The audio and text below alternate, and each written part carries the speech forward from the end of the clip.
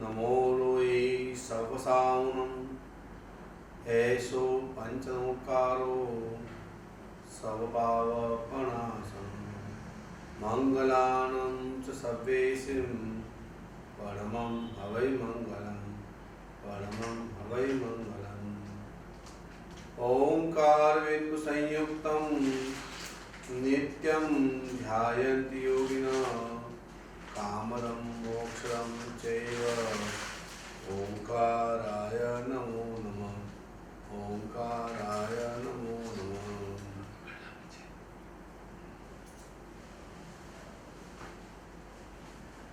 पुरुषोत्तम महापर्व की आराधना और साधना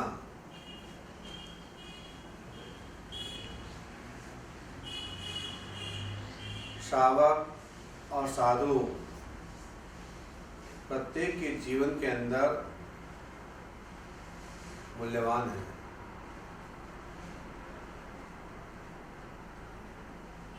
प्रथम इन 3 दिनों में हम जीवन के आचरण में लेने योग्य उपदेशों को समाहित करते हैं।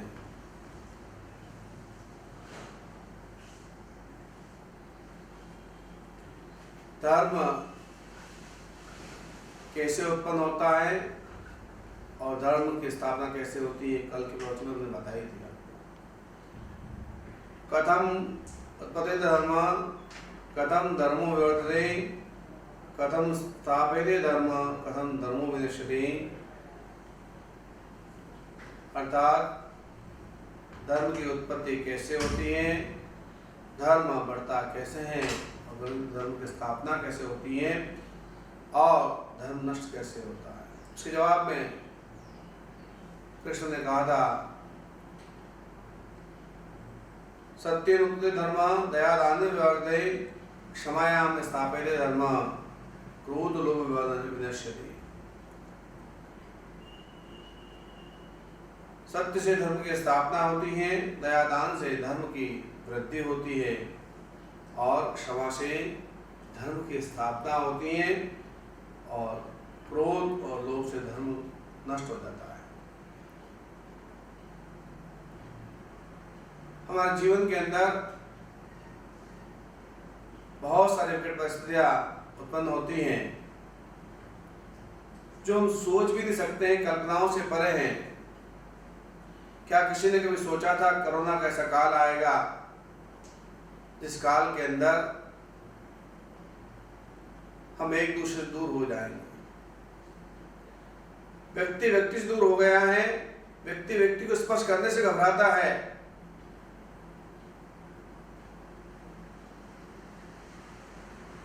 चार महीने घर में कैद हो गई, उम्र कैद हो गई, जिसे 4 महीने की नजर कैद कही जाती है, राजनीतिक नजर कैद होती है। बाहर जाओ तो पुलिस डंडे मारे और अंदर रहो तो घबराहट होती है घर के लोगों से भी। यह कोरोना संक्रमण काल हमें बहुत कुछ नया सिखा गया है। हमने धर्म को भी डिजिटल, प्रवचनों को डिजिटल कर दिया है। पुरुषों के महापर्व जिन दिनों में तपस्या का उत्साह होता था, जिन दिनों में पूजा पाठ जाने के लिए पैर थनकते थे, आज हमारे मंदिरों पर ताले लगे हुए हैं, पुजारी पूजा कर रहा है,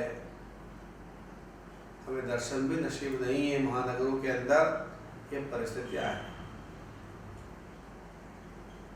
क्योंकि एक रोग का भय है, एक रोग का भय है कोरोना। और जिसे रोग का भय होता है वह सारे प्रिकॉशन को पालता है। यानी ये बात कहते हैं कि व्यक्ति के जीवन के अंदर मृत्यु का भय हमेशा रहना चाहिए। मृत्यु ना धर्म विकेशे, मृत्यु ने तुम्हारी चोटी को पकड़ रखी हो, यह समझ करके धर्म का आचरण करना चाहिए। क्योंकि कोरोना में संक्रमित हो जाना मतलब आपका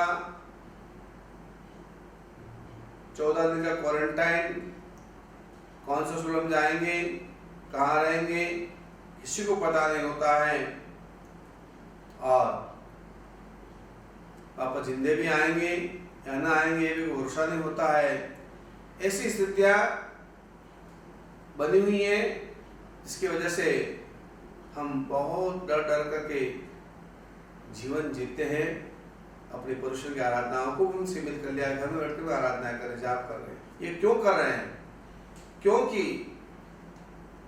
कोरोना अगर आ गया तो मौत निश्चित है। ठीक होना नसीब की बात होती है, 70% ठीक भी होते हैं, लेकिन 30% तो निपट भी जाती है पहले। इसलिए कहा तुलसीदास ने कहा है कि भय भी न प्रीति नाही। जीवन से प्रेम क्यों है? तो भय है मृत्यु का, कोरोना से। इतना ही प्रेम हमें धर्म से हो, इतना ही प्रेम हमें जन्म मृत्यु के कष्टों से मुक्त होने का हो, तो वह बहुत ही आसक्ति, श्रद्धा और समर्पण के भाव को पैदा करती है। धर्म की परिभाषा में कहा गया है अहिंसा परमो धर्म, अहिंसा परमो धर्म है। भगवान महावीर ने कहा है अहिंसा परमो धर्म, तो कृष्ण कहते हैं अहिंसा परमो ज्ञान। अहिंसा परम ज्ञान है, अहिंसा परमो यज्ञ, अहिंसा परम दानम। अर्थात अहिंसा तो परम धर्म है ही। ये वाक्य जियो और जीने दो भगवान महावीर का है। लेकिन अहिंसा के भावों के साथ में जीवन जीना, यह सर्व उत्कृष्ट पुरुषों की आराधना है। 8 दिनों तक राग और द्वेष के भावों से मुक्त जीवन जीने। क्योंकि आज आत्मा से कर्म जो लगे हुए हैं, 2 कर्म हैं, रागेण वा दोषेण वा परिक्रमामि 2 ही बंधने, 2 ही बंधन है। एक राग का बंधन है, दूसरा द्वेष का बंधन। द्वेष का बंधन हिंसा पैदा कराता है, राग का बंधन आसक्ति पैदा कराता है। ऐसे इस जीवन के अंदर कहते हैं कि एक मुनि थे, उन्होंने दीक्षा ग्रहण कर ली, लेकिन उन्होंने सुना कि ज्ञानानंद मुक्ति, ज्ञान के बिना मुक्ति नहीं है। लेकिन उन मुनि को उम्र के साथ में ही ज्ञान का स्वरूप समझ नहीं था, ज्ञान याद करते और भूल जाते थे। ऐसी स्थिति के अंदर वे बड़े ही मन से दुखी हुए और अपने गुरु से कहा कि गुरुदेव, आपका दिया हुआ ज्ञान, आपका सुनाया हुआ वचन मुझे याद नहीं रहता है, मैं शास्त्रों को याद नहीं कर पाता हूं, तो मेरी मुक्ति कैसे होगी? तब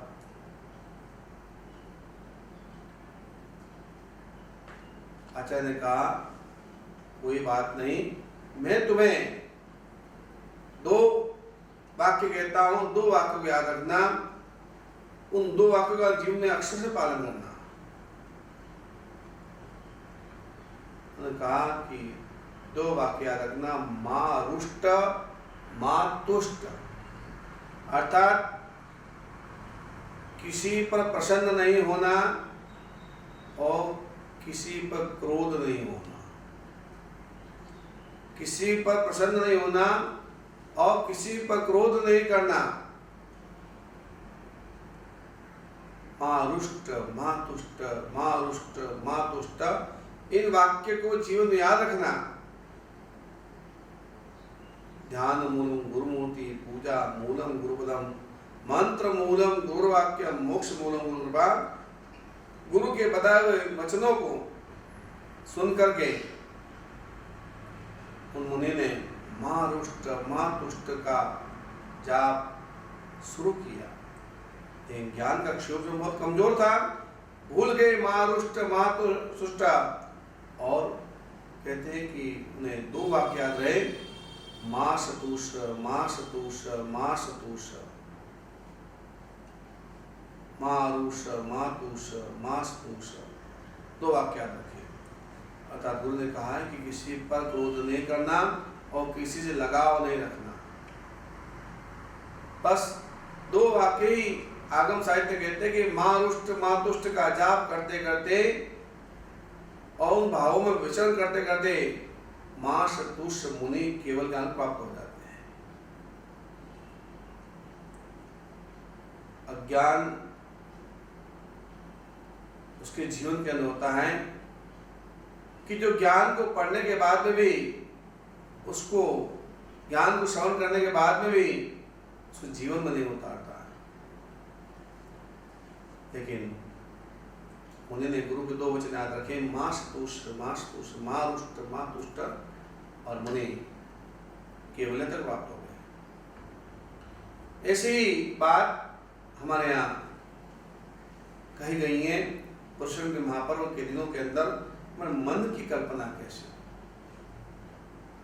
हम मन को कैसे रखें, किन भावों में भ्रमण कराएं जिससे हमारा मन कर्म को नहीं माने। क्योंकि अहिंसा तो मानसिक भी होती है, अहिंसा मानसिक भी होती है, हिंसा मानस में होती है। मन से भी व्यक्ति को कार्य नहीं भी करता, लेकिन मन हिंसा कर लेता है। कहते हैं कि समुद्र के अंदर मगरमच्छ होता है, उसकी भौं के अंदर तंदुलिया मत्स्य होता है छोटा सा। समुद्र की सतह पर मगरमच्छ मुंह फैलाकर पड़ा रहता है और उसके मुंह में से मछलियां छोटी बड़ी आती जाती है। ज्ञानी कहते हैं, शास्त्रकार कहते हैं, ये विचार प्रकरण वाला कहता है कि वह तंदुलिया मत्स्य सोचता है अपने मन के अंदर कि ये मगरमच्छ कितना मूर्ख है, देखो इसके मुंह में से मछलियां जा रही हैं आ रही है, लेकिन खा नहीं पा रहा है। अगर मैं होता मैं सारी मछलियां खा जाता। आगम वचन कहते हैं कि वह तंदुलिया मत्स्य की तरह हमारी मानसिकता होती है।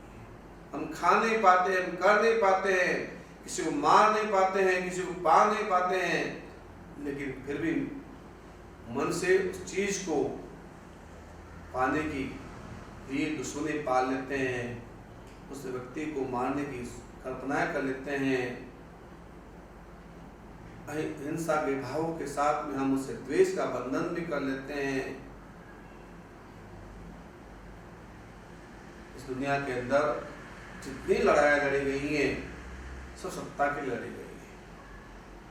हजारों हजार सैनिक मारे गए, विश्व युद्ध के अंदर लाखों सैनिक मारे गए।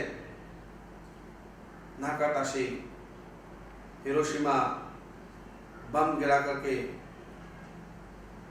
लाखों करोड़ों लोगों को मार डाला, लेकिन ताज किसका कायम रहा? हिटलर जिसने विश्व युद्ध की शुरुआत की थी, विश्व युद्ध का जो एक हीरो था, उसको खुद को भी उस पर पश्चाताप हुआ और वह खुद भी मरा तो एक सुरंग के अंदर जहर खा के मरा।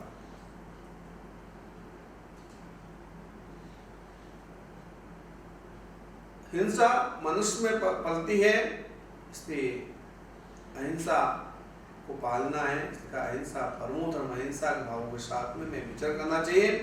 अहिंसा का ज्ञान हो जाए वो परम ज्ञान है, अहिंसा ही परम यज्ञ है। उससे बात कही गई है कि हमें इन परमात्मा की वाणी का श्रवण करना चाहिए, वीतराग वाणी का श्रवण करना चाहिए कि वीतराग वाणी को सुनने से मरकम ने जरा होती है श्रुतम हरति पापाना। वाणी को सुनो, प्रवचन को सुनो, वह जितनी देर सुनते हैं हमारा मन समाधित हो जाता है, वरना मन कभी भी 45 सेकंड से आगे एक समय में एक विचार में नहीं रहता है, वह बदलता रहता है। हर 10 सेकंड में मन के विचार बदल जाते हैं। आप प्रैक्टिस करके देखिए, 45 सेकंड से आप ज्यादा अपने मन को स्थिर नहीं कर पाएंगे। लेकिन श्रुतम हरति पापानाम, जब व्यक्ति श्रुत स्वाध्याय के अंदर लीन हो जाता है, सुनने के अंदर तल्लीन हो जाता है, तो वह एकाग्र हो जाता है। श्रुतम हरति पापानाम, पर्युषण के दिनों में परमात्मा की वाणी को सुनने के लिए विशेष महत्ता बताई गई। रोहिणी चोर के उदाहरण के माध्यम से अष्टांग का व्याख्यान के अंदर आचार्य लक्ष्मी महाराज साहब ने कहा है कि रोहिणी चोर जो अपने पिता कर्पूर चोर का पुत्र था, महावीर स्वामी का समय प्रादुर्भाव हुआ था, विचरण करते थे, मगध देश था, शेर राजा था, उसकी नगरी के अंदर कर्पूर चोर ने भी चोरी की, बहुत कभी पकड़ाने गया। मध्य समय रोहिणी से भी कहा, अपने पुत्र से भी कहा कि देख, इस क्षेत्र के अंदर महावीर नाम का एक इंद्रजालिक रहता है, जिसके पास देवता भी आते हैं, जिसके वचन बहुत मीठे होते हैं, तो उसकी कभी वाणी को सुनना मत और उसके तो देखना भी मत। ये मुझे वचन दे, अगर जिस दिन तो उसकी वाणी सुनने को पकड़ा जाएगा। रोहिणी ने वचन दिए पिता को। उस रोहिणी को एक दिन चोरी करते हुए भागना पड़ा। भागते भागते सैनिक राजा की सेना अभय कुमार निर्देश पर पीछे दौड़ती चली आ रही है। कोई रास्ता निकला, जिस तरह भगवान महावीर की वाणी चल रही थी, समोषण चल रहा था, उसके करीब से उसका दौड़ना हुआ। जोजन गामिनी वाणी, जिनकी 4-4 कोस तक वाणी चलती है, आवाज जाती है, वो बहुत दूर था, लेकिन भगवान की वाणी उसके कानों में पड़ गई और उसने 4 बातें परमात्मा महावीर स्वामी में देवलोक का वर्णन कर दे कि देवताओं की विशेषता क्या होती है।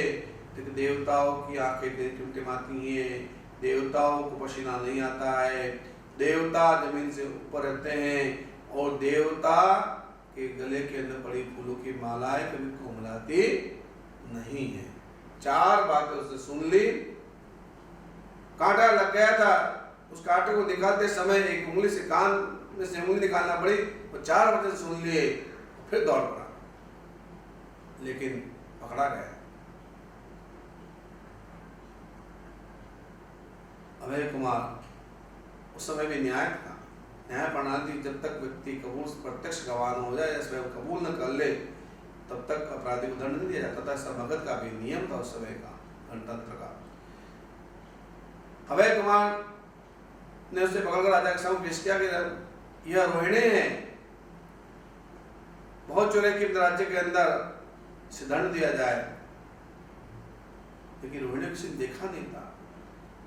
तब ऐसे समय के अंदर कहते हैं कि सैनिक राजा ने कहा कि नहीं, जब तक इसका सबूत न हो जाए कि रोहिणी ही है, तब तक मैं इसको दंड नहीं सकता हूँ। उससे पूछा कि कहाँ के रहने वाले हो? रोहिणी ने गांव का नाम बताया। मैं गांव का सार्थवा हूँ, व्यापारी हूँ, मेरा घर है, साठ की हुई है और आप तलाश कर सकते हो। पास की पल्ली के अंदर रहता हूँ, गांव के अंदर रहता हूँ। पास के पल्ली जहाँ उसका निवास था, शेड बनकर रहता था, लेकिन चोरी करना व्यवसाय था। तलाश की, सही पता चला कि नहीं सेठ है, तो उसे चोर नहीं है। लेकिन अभय कुमार को पूरा विश्वास था कि चोर यही है। अगर चोर नहीं था तो भागा क्यों? तब उसे कबूल करवाने के लिए कहते हैं कि जिस तरह से आज का डायरेक्टर होता है, डिटेक्टर, जब तक उसको सच बोलाने के लिए अभय कुमार ने कहा कि हमसे गलती हुई, आपको अब रोहिणी मान के हमने पकड़ लिया, इसलिए क्षमा चाहते हैं, इसलिए इस अपराध के लिए आप सम्मान हमारा स्वीकार करें। वो एक दिन राजनीति बन जाइए, राजनीति बन गए, राजनीति सुंदर भोजन करवाया और उसके अंदर कुछ नशीला पदार्थ मिला दिया, जिससे बहुत गहनी अवस्था में पहुँच गया। ऐसी जगह जाकर सुला दिया जहाँ देवलोक की रचनाएं कर दी गई। अप्सराएं सुंदरिया पंखा डाल रही हैं और वह बैठा हुआ है, रंग राग चल रहा है, संगीत बज रहा है। ऐसे में वो उसको सुला दिया, रजा कर खाना खाने के बाद नींद आ गई, उसको सुला दिया। थोड़ी देर बाद में नींद खुली, उसे देखा चारों तरफ सर्व जैसा वातावरण है, अप्सराएं आई। हे स्वामी, आप दिव्य लोक के अंदर जन्म हुआ है आपका, और आप ने बहुत पुण्य किए पूर्व जन्म के अंदर, जिसके वजह से आप देवलोक के अंदर उत्पन्न हुए हैं।